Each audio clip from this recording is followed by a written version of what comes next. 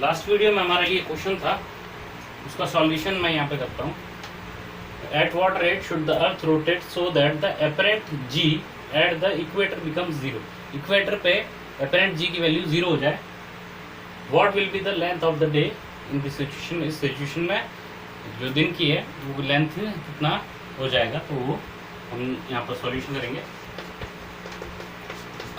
तो इक्वेटर पे जीरो हो जाए, एपरेंट जी एपरेंट इक्वेटर पे होता है हमारे पास जी माइनस ओमेगा स्क्वायर आर, और वो जीरो हो जाए तो हमारे पास ओमेगा की वैल्यू आएगी जी बाई आर का स्क्वायर रूट। यहाँ पर जी और आर की वैल्यू पुट करेंगे तो हमारे पास ओमेगा की वैल्यू आ जाएगी। और अब आगे पूछ रहा है what will be the length of the day in this situation. Length कितनी होगी डे की, तो टाइम पीरियड निकलना है 2 pi by omega. Time period 2 pi by omega. Okay, 2 pi by omega हम लिखते हैं रूट जी बाई आर। तो आर ऊपर चला जाएगा, 2 पाई रूट आर बाई जी। और ये वैल्यू हम कैलकुलेट करेंगे तो ये हमारे पास कुछ सेकेंड्स में आएगी 2400। मैं कैलकुलेट करके दिखाता हूँ आपको। 5074 अप्रोक्सीमेटली 5074 सेकेंड्स आएंगी। इसको हम मिनट में कन्वर्ट कर सकते हैं, तो मिनट में हमारे पास कितना 84 मिनट आएगा लगभग। इसका आंसर 84.5 मिनट आएगा। इतना 24 आवर्स की जगह 84.5 मिनट का डे बन जाएगा अगर अर्थ रोटेट करना, सॉरी जी की वैल्यू जीरो हो जाती है वहाँ पे। तो ओमेगा, इतने ओमेगा से अगर अर्थ रोटेट करे तो डे की कितनी लेंथ होगी, डे की लेंथ हमारे पास इतनी हो जाएगी। तो ये नोट करेंगे।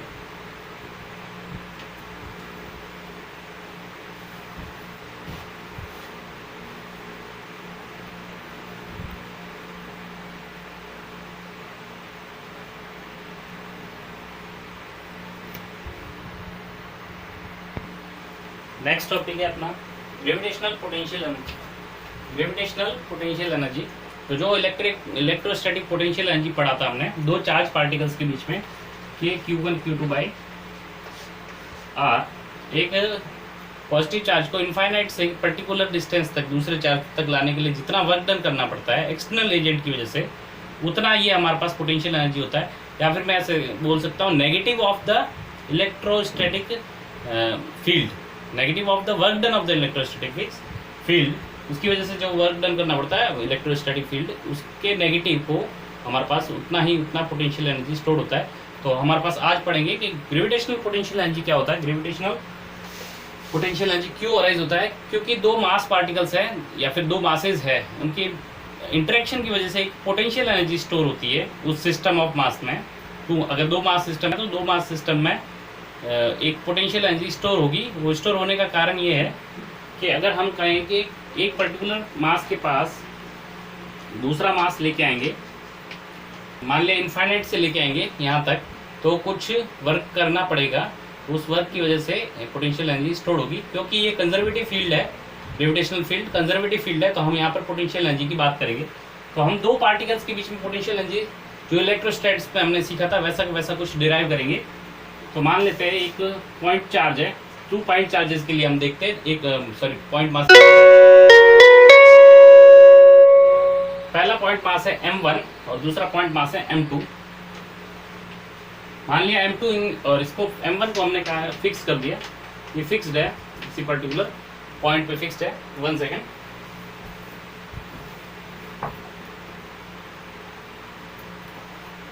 पर्टिकुलर पॉइंट पे फिक्स्ड है। m2 इनफाइनाइट पे पड़ा है और हमने कहा किसी पॉइंट P पे लाना है इसको, m2 को यहाँ से कितनी डिस्टेंस r डिस्टेंस पर लाना है। तो हमने कहा इनफाइनाइट पे था, थोड़ा सा अगर हमने कहा कि थोड़ा सा इसके फील्ड के अंदर आ जाए, इसके फील्ड में ये पॉइंट चार्ज आ जाए, तो इस पे इसकी फील्ड की वजह से एक ग्रेविटेशनल फोर्स ऑफ अट्रैक्शन लगेगा। इसकी वजह से ये ऑटोमेटिकली यहाँ पे जाएगा। तो मान लिया थोड़ा सा इधर आया तो ये ग्रेविटेशनल फोर्स यहाँ पर लगेगा इस तरफ, तो ये एक्सलेट होके इधर जाएगा। अगर हमें इसको स्लोली लेके आना है, देखिए ग्रेविटेशनल फोर्स ये फिक्स्ड है, इस पे ग्रेविटेशनल फोर्स किधर लगेगा, इस डायरेक्शन में लगेगा। तो ऑटोमेटिकली ये क्या हो रहा है, एक्सलेट होते हुए जा रहा है, फोर्स लग रहा है। तो mass into acceleration is equal to force, तो हमारे पास acceleration is equal to force divide by mass आ जाएगा। तो इसका मतलब एक्सलेट करेगा। अगर हमको इसको एक्सलेट नहीं कराना है और इसको स्लोली लेके जाना है, स्लोली, तो हमें इतना एक्सटर्नल फोर्स किधर लगाना पड़ेगा, ऑपोजिट डायरेक्शन में लगाना पड़ेगा, और कितना लगाना पड़ेगा, जितना ये है उतना का उतना लगाना पड़ेगा। तो ये स्लोली जाएगा, स्लोली मतलब कांस्टेंट वेलोसिटी के साथ जाएगा। तो हमने कहा F G is equal to F external magnitude wise, और अगर मैं कहूँ एफ जी वेक्टोरिकली कहूँ तो minus of F external. F external vector के ऑपोजिट डायरेक्शन में लगेगा और इक्वल मैग्नीट्यूड का लगेगा। ओके, अब हम देखते हैं एफ जी इधर लग रहा है और जा भी इधर रहा है, इसका मतलब एफ जी का वर्क क्या होगा, हमको यहाँ तक लेके जाना है, इसका मतलब एफ जी लग इधर रहा है और लेके भी इधर जाना है, तो डिस्प्लेसमेंट भी इधर है, फोर्स भी इधर लग रहा है, इसका मतलब इसका वर्क डन पॉजिटिव होगा। तो वर्क डन एफ जी का पॉजिटिव होगा, ये हमें ऑलरेडी पता है। वर्क डन एफ एक्सटर्नल का, वर्क डन एफ एक्सटर्नल इस डायरेक्शन में लग रहा है और जा इधर रहा है, इसका मतलब फोर्स और डिस्प्लेसमेंट दोनों ऑपोजिट डायरेक्शन में, तो ये नेगेटिव होगा। तो ये भी हम इतना कंक्लूड कर सकते हैं, ये पॉजिटिव होगा, ये नेगेटिव होगा। अब आप किसी का भी वर्क डन निकाल सकते हैं। मान लिया मैं वर्क डन एफ जी का निकालता हूँ, work done by F gravitational force की वजह से वर्क डन निकालता हूँ। मान लिया D W is equal to F dot D R, F कौन सा, जी वाला ग्रेविटेशनल फोर्स। ओके, तो अब हम देखते हैं F D R, D R यहाँ से डिस्टेंस है, आर डिस्टेंस इधर है, तो डी आर की डायरेक्शन किधर होगी, इस डायरेक्शन में होगी, और एफ जी की डायरेक्शन किस डायरेक्शन में, इस डायरेक्शन में। तो हमारे पास क्या लिखेंगे, एफ जी इस डायरेक्शन में लग रहा है और डी आर किधर है, डी आर यहाँ से ले रहे हैं आर, तो यहाँ से डी आर किधर होगा, इस डायरेक्शन में। तो डी आर इस डायरेक्शन में और एफ जी इस डायरेक्शन में है, तो इन दोनों के बीच में 180 डिग्री बनेगा।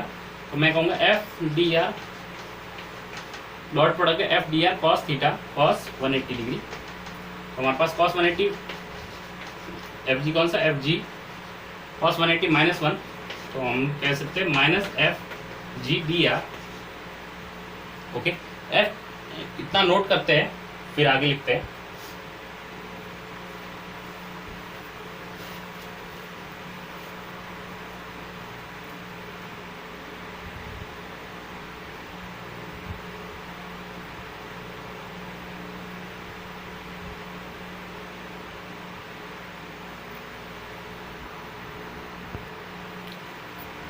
उससे आगे हम करते हैं, ये एफ जी डी आर है। एफ जी की वैल्यू देखिए, ये मास m1 था, फिक्स था, और यहाँ से m2 मास यहाँ पे है, एफ जी इधर लग रहा है।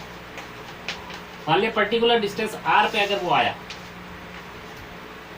इनफाइनाइट से हमें r पे लेके आना है, तो एफ जी अगर पर्टिकुलर किसी पर्टिकुलर r पे आया तो इस पे फोर्स कितना लगेगा, एफ जी की वैल्यू होगी ये माइनस ऑलरेडी है, एफ जी की वैल्यू m1 जी m1 m2 upon r square, r distance पे है, इंटू डी आर। तो ये हमारे पास डी डब्ल्यू हो गया, D W due to F G, due to gravitational force. इतना नोट करने के बाद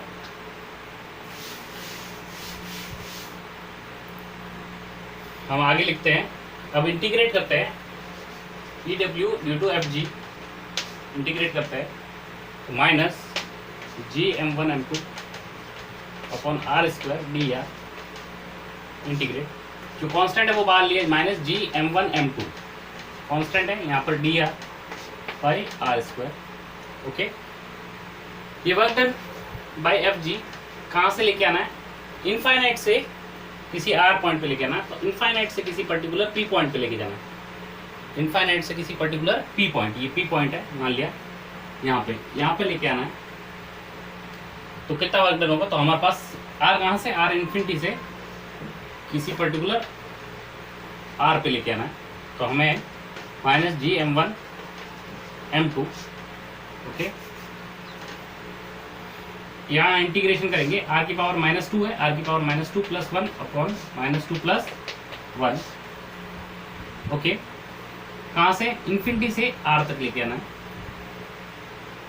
माइनस जी m1 m2, ये r की पावर -1 हुआ और ये -1 ऑलरेडी है, तो -1 और r की पावर -1 मतलब 1/r, इन्फिनिटी से r तक लेके आना है। तो इतना नोट करेंगे, नीचे वाली लाइन पहले नोट करेंगे, फिर ये लिखेंगे।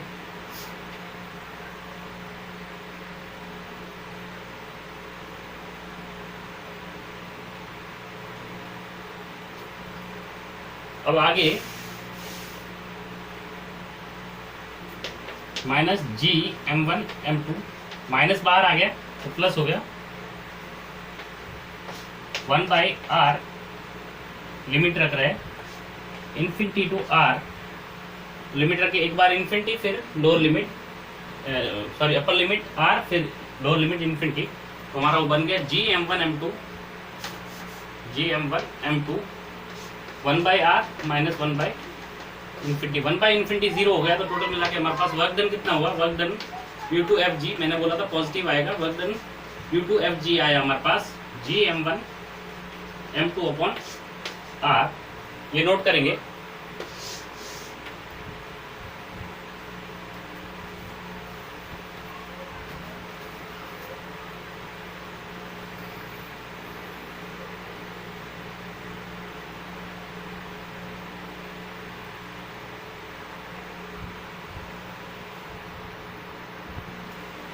ये वर्क डन ग्रेविटी की वजह से हमारे पास आया GM1 M2 प्लस का GM1 M2 अपॉन R, और हमें पता है change in potential energy is equal to minus of work done by conservative forces, minus of work done by conservative forces. तो कंजर्वेटिव फोर्स हमारे पास ग्रेविटी है, तो minus of work done by gravity F of G, minus of GM1 M2 upon R। ये change in potential energy है, U final minus U initially infinity पे था, initially infinity पे हम पोटेंशियल एनर्जी 0 मानते हैं, इन्फिनिटी पे कोई इंटरेक्शन नहीं होता, इनिशियली 0। तो U हमारे पास U फाइनल कितना आ जाएगा, minus GM1 M2 upon R। तो ये पोटेंशियल एनर्जी का फॉर्मूला है, दो मास पार्टिकल्स के बीच में, छोटे छोटे पार्टिकल्स के बीच में पोटेंशियल एनर्जी कितनी रहती है, R डिस्टेंस पे अगर दोनों है तो minus GM1 M2 upon R रहती है। ये सिमिलर फॉर्मूला है कि Q1 Q2 बाई R के, तो इसमें केवल माइनस का एक रहेगा, क्योंकि इसमें जितने भी फॉर्मूले हैं उसमें एक माइनस का चीज़ रहेगा ग्रेविटेशन में, बाकी सारे सिंबल्स रिप्लेस हो जाएंगे। के रिप्लेस हो जाएगा G से, Q1 और Q2 रिप्लेस हो जाएंगे M1 और M2 से। रेड R जो लेंथ है दोनों के बीच की डिस्टेंस है वो सेम रहेगी, R रहेगी। तो सिमिलर फॉर्मूले हैं, तो इसको नोट करेंगे। तो हमारे पास हम कह सकते हैं पोटेंशियल एनर्जी, अगर मैं कहूँ किसी पर्टिकुलर R पे पोटेंशियल एनर्जी इतना है, तो अगर मैं कहूँ A से B तक जाए, P से मान ले कोई पॉइंट, एक मास M1 था और एक M2 था, M1 को फिक्स किया, ये P पॉइंट से Q पॉइंट पे आए, तो Q पे गया, UQ minus UP is equal to minus of, हम कह सकते हैं तो चेंज इन पोटेंशियल एनर्जी कितना होगा, इस फॉर्मूले के अकॉर्डिंग हम लिख सकते हैं minus of GM1 M2 upon RQ, या RQ बोल दिया इसको, minus GM1 M2 upon RP बोल दिया। तो यहाँ से हमारे पास हम इसको इस तरह से लिख सकते हैं, ये प्लस में कन्वर्ट हो जाएगा और बन जाएगा GM1 M2, कॉमन लिया, प्लस में हो गया 1/RP माइनस 1/RQ। कहाँ से change in potential energy, P से Q गया है तो UQ माइनस U, इस तरह से हम लिख सकते हैं, ये नोट करेंगे।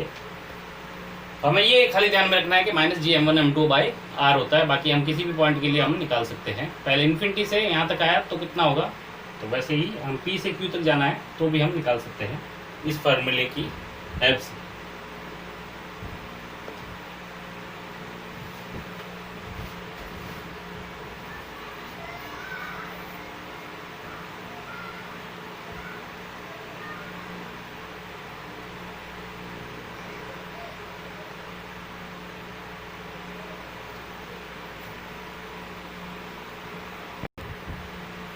तो अगर बहुत सारे मास पार्टिकल्स हो, मान लिया 2 मास पार्टिकल्स है, तो हमारे पास कितने इंटरेक्शन हुए इसके और इसके बीच में, तो एक टर्म आएगी पोटेंशियल एनर्जी की। मान लिया 3 मास पार्टिकल्स है, M1 M2 और M3, तो हमारे पास इसका और इसका इंटरेक्शन होगा, इसका और इसका इंटरेक्शन होगा, इसका और इसका इंटरेक्शन होगा।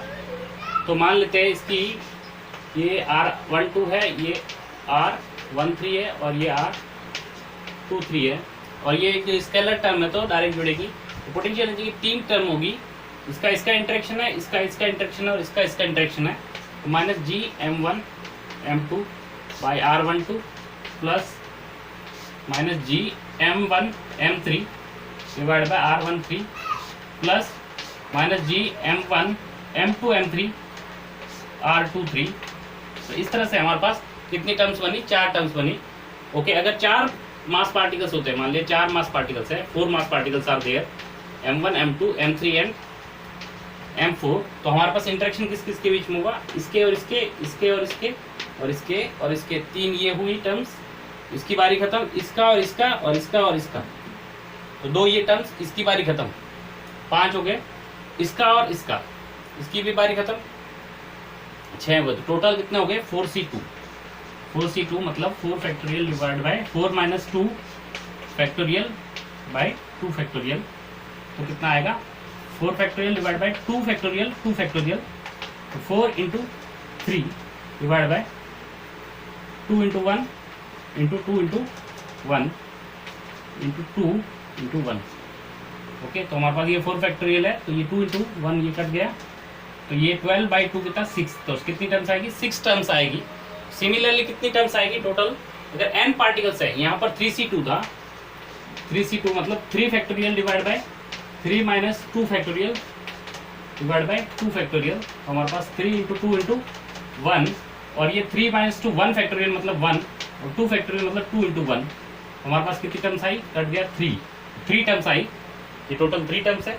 इस केस में हमारे पास 6 टर्म्स आएगी, तो हमारे पास total terms, number of terms आएगी पोटेंशियल एनर्जी में NC2, कितनी NC2 मतलब n factorial divide by n minus 2 factorial divide by 2 factorial. तो हम इसको इस तरह से लिख सकते हैं n into n minus 1 into n minus 2 factorial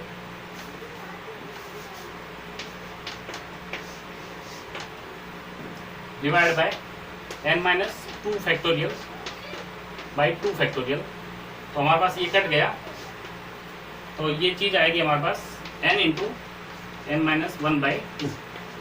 तो जो नीट के स्टूडेंट है वो डायरेक्ट ये फॉर्मूला याद रख सकते हैं। टोटल नंबर ऑफ टर्म्स कितनी आएगी, number of terms potential energy के सिस्टम में कितनी टर्म्स, नंबर ऑफ टर्म्स आएगी n into n minus 1 divide by 2। Electrostatics में भी n into n minus 1 by 2 आता था, सिमिलर है, एक ही जैसी चीज़ है, तो परम्यूटेशन कॉम्बिनेशन वाली चीज़ है। तो n into n minus 1 by 2 terms आएगी। टोटल नंबर ऑफ टर्म्स कितनी आएगी, इतनी आएगी। तो जैसे 4 पार्टिकल था, 4 इंटू 4 माइनस 1 बाई 2, तो कितना आया 4 इंटू 3 बाई 2, तो टोटल 6 टर्म्स आई। यहाँ पर 6 टर्म्स आई, हम कैलकुलेट भी कर सकते हैं। तो ध्यान रखेंगे ये, ताकि गलती नहीं हो। तो ये लिखेंगे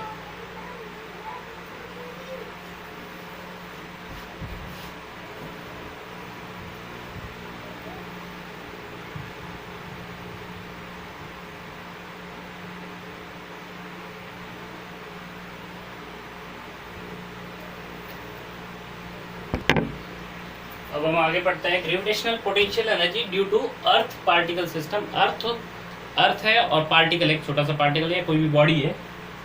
कहाँ पे r greater than equal to r पे पढ़ते हैं कि अगर r कहाँ से डिस्टेंस है, अर्थ के सेंटर से, उसकी रेडियस से ज़्यादा अगर डिस्टेंस है ऊपर, मतलब हाइट पे जाने पे या फिर सरफेस पे, यहाँ तक के लिए पढ़ते हैं।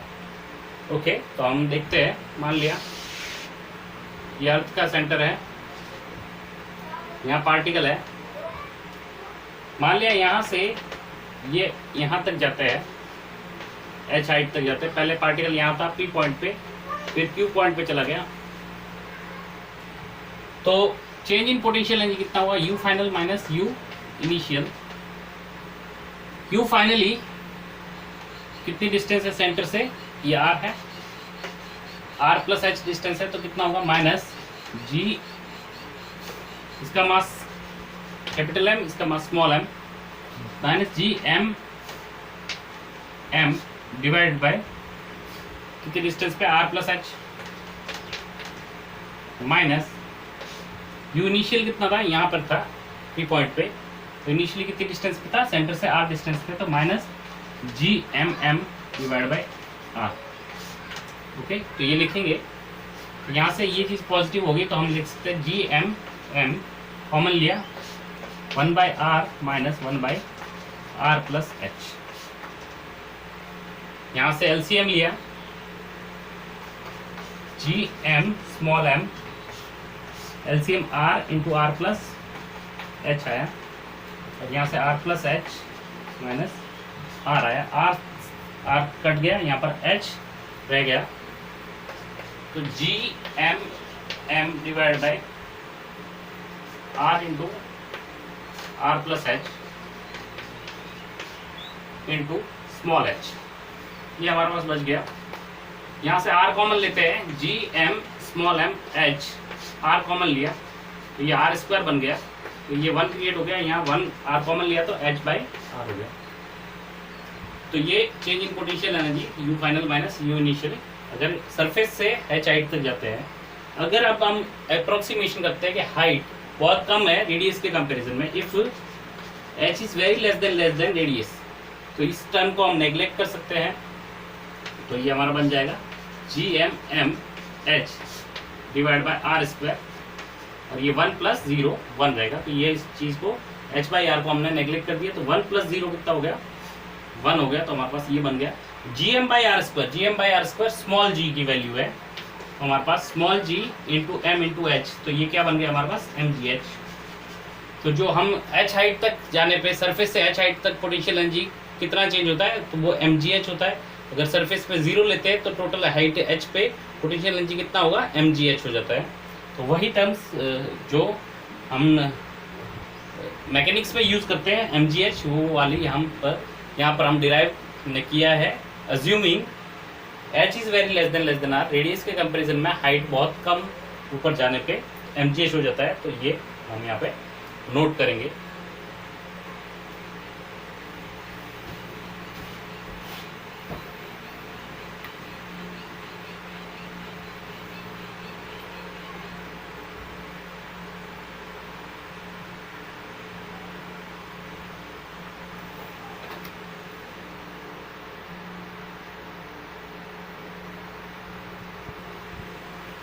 ग्रेविटेशनल पोटेंशियल जो इलेक्ट्रोस्टैटिक्स पे हमने पढ़ा है, एक पर्टिकुलर चार्ज है Q, उससे R डिस्टेंस पे जो पोटेंशियल होता है उसकी वजह से वो होता है KQ divide by R।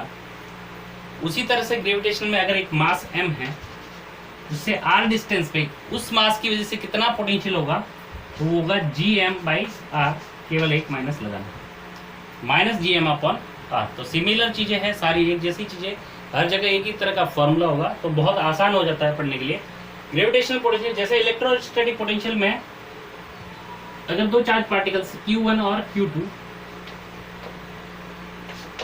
R distance पे है, कि उनके बीच की पोटेंशियल एनर्जी के Q1 Q2 बाई R हो जाता है।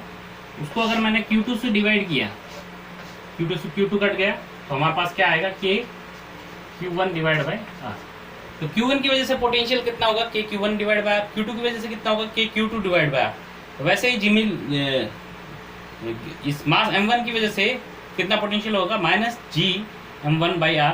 तो M2 की वजह से माइनस जी M2 आई डिवाइड बाय आर। तो वही है कि अगर हम पोटेंशियल एनर्जी को पर यूनिट मास से डिवाइड कर दें, तो हमारे पास जो पोटेंशियल एनर्जी स्टोर होगा उसको हम बोलते हैं ग्रेविटेशनल पोटेंशियल। तो it is,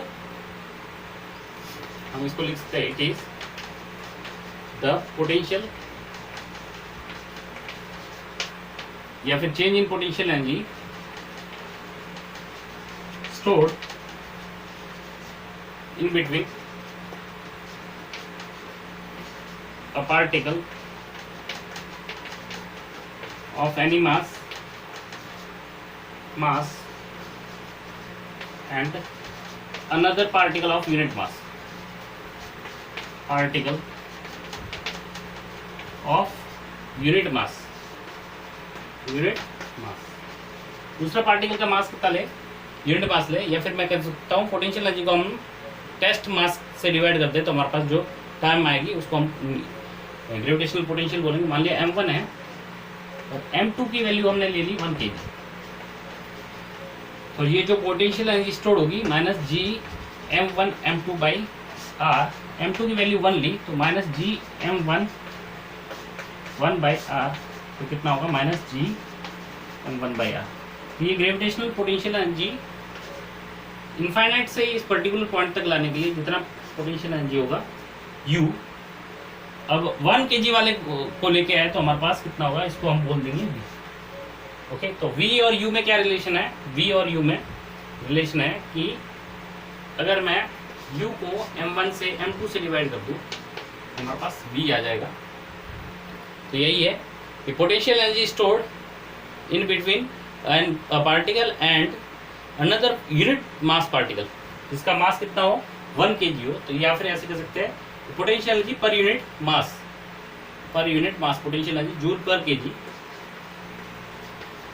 potential energy joule per unit mass को हम बोल सकते हैं ग्रेविटेशनल पोटेंशियल। तो सिंपल सी चीज है, ये नोट करेंगे, मैं आगे और फर्दर एक्सप्लेन करता हूँ।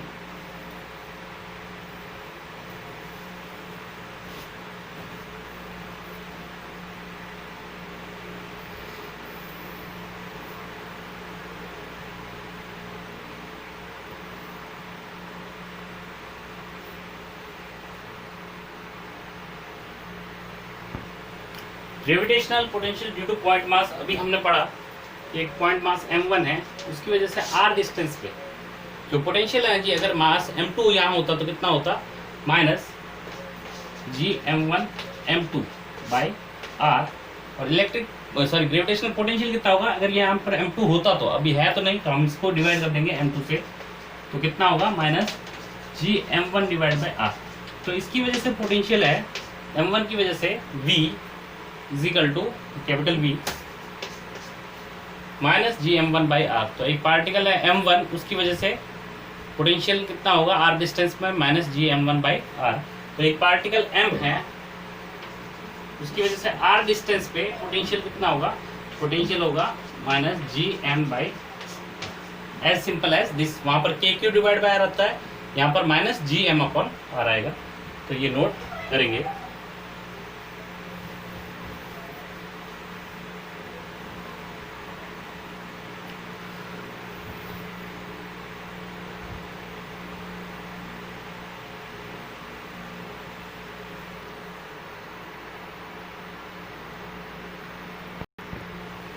Gravitational potential due to a uniform ring की वजह से अगर हम पढ़ के देखते हैं किस तरह से आएगा, तो हमने इलेक्ट्रिक पोटेंशियल पढ़ा था रिंग की वजह से के क्यू डिवाइड बाय, उसके सेंटर पे K Q divide by R था। ओके, और सेंटर पे पढ़ेंगे और एक्स डिस्टेंस पे, सेंटर से एक्स डिस्टेंस पे पढ़ेंगे, तो X R square plus X square का स्क्वायर रूट आता था। वैसे उसी तरह से minus G m divide by R square plus X square आएगा। उसी तरह से डेरिवेशन है वो सेम उसी तरह से चलेगा, और सेंटर पे कितना आएगा minus G M by R. मान लेते हैं ये एक यूनिफॉर्म रिंग है, मास m है, उसकी रेडियस r है, और इसका साइड व्यू है, और इसके सेंटर से x डिस्टेंस पे p पॉइंट है, वहाँ पर ग्रेविटेशनल पोटेंशियल हमें पढ़ना है। पोटेंशियल एक स्केलर क्वांटिटी है, ओके, यूनिट उसकी होगी जूल पर kg। तो p पॉइंट पे हमें पढ़ना है, इसकी रेडियस r है, तो मान लेते हैं हम इसका मास m है, रेडियस r है। तो यहाँ पर एक छोटा सा पार्टिकल dm मान लेते हैं। तो इस dm की वजह से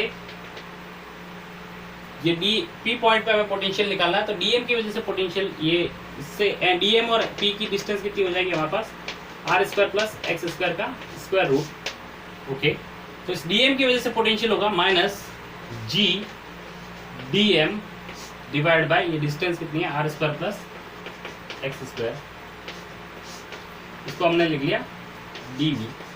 अब हम इसको इंटीग्रेट करते हैं, माइनस g, r कांस्टेंट है, कैपिटल x, ये डिस्टेंस कांस्टेंट है स्मॉल x, तो हमारे पास स्मॉल x ले लिया इसको, तो ये कांस्टेंट है तो g कांस्टेंट है, इसको बाहर ले लिया R square plus X square का स्क्वायर रूट, बचा क्या अंदर dm। dm। तो एक ही पार्टिकल लिया है, तो डायगोनली ऑपोजिट हमने कोई पार्टिकल नहीं लिया, तो सिंपल एक पार्टिकल लिया, तो हम इंटीग्रेट करेंगे तो पूरी की पूरी रिंग आ जाएगी। तो dm को इंटीग्रेट करेंगे तो m आ जाएगा, तो हमारे पास कितना हो जाएगा माइनस g, यहाँ पर ये m आ गया divide by R square plus X square का स्क्वायर। तो ये हमारा formula minus G M divide by are square plus X square का स्क्वायर रूट। तो ये नोट करेंगे और एट सेंटर लिखेंगे, एट सेंटर, इसके सेंटर पे x की वैल्यू कितनी है 0, x की वैल्यू 0 पुट कर देंगे, क्या आएगा v आएगा minus G M divided by R. तो ये नोट करेंगे सेंटर पे इतना होगा, कहाँ पे सेंटर पे, रिंग के सेंटर पे। तो उसी तरह से हम रिंग, डिस्क वगैरह, sphere, solid sphere, hollow sphere, सब की वजह से हम उस सेम सिमिलर वे में कैलकुलेट करेंगे और सेम सिमिलर रिजल्ट्स आएंगे। तो हम यहाँ पर वो डिराइव नहीं करेंगे, क्योंकि ऑलरेडी हम इलेक्ट्रोस्टैट्स के बाद में पढ़ते हैं इस चैप्टर को, तो इलेक्ट्रोस्टैट्स में सारा का सारा डिराइव किया हुआ होता है, तो उसका एडवांटेज हमको यहाँ पर ग्रेविटेशन में मिलता है। तो ये नोट करेंगे, फिर मैं इसके बाद उसके रिजल्ट्स लिखता हूँ, इसको नोट करेंगे।